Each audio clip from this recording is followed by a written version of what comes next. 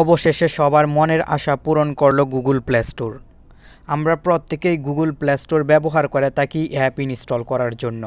আর কোনো app update দেওয়ার প্রয়োজন হলেও কিন্তু গুগল প্লে স্টোর ব্যবহার করে থাকি, কিন্তু মোবাইলের গুগল প্লে স্টোর অ্যাপকে কোনোভাবেই আপডেট দেওয়া সম্ভব হচ্ছিল না। আপনি কিন্তু এখন চাইলে খুব সহজেই আপনার মোবাইলের গুগল প্লে স্টোর অ্যাপটি আপডেট করে নিতে পারবেন।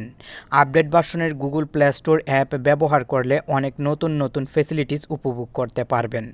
আমি এখন শিখিয়ে দেব কিভাবে আপনার মোবাইলের গুগল প্লে স্টোর অ্যাপটি আপডেট করে নেবেন।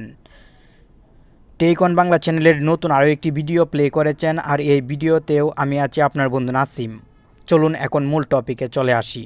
গুগল প্লে স্টোরের এই নতুন অপশনটি ব্যবহার করার জন্য আপনাকে প্রথমে গুগল প্লে স্টোর অ্যাপটি ওপেন করতে হবে। উপরের দিকে লক্ষ্য করলে আপনি জিমেলের লোগো দেখতে পাবেন। এই জিমেলের লোগোতে ক্লিক করবেন। সঙ্গে সঙ্গে কিন্তু এখানে হিউজ পরিমাণ অপশন শো হবে। নিচের দিকে লক্ষ্য করলে সেটিংস দেখতে পাবেন, আপনি এই সেটিংসে ক্লিক করবেন। আপনি যদি গুগল প্লে স্টোর থেকে অ্যাপ ইনস্টল করেন সবসময়, তাহলে অবশ্যই গুগল প্লে স্টোর এখনই আপডেট করে নেবেন। আপডেট করার জন্য সেটিংসে চলে আসবেন।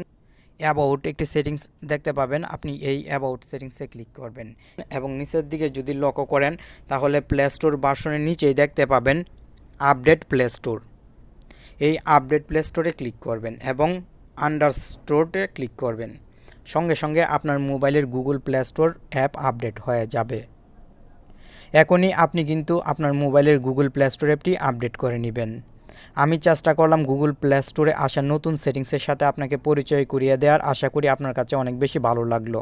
প্রতিদিন নতুন নতুন ভিডিও পেতে অবশ্যই আমাদের চ্যানেলটি সাবস্ক্রাইব করে রাখবেন এবং আমাদের সাথেই থাকবেন। ধন্যবাদ।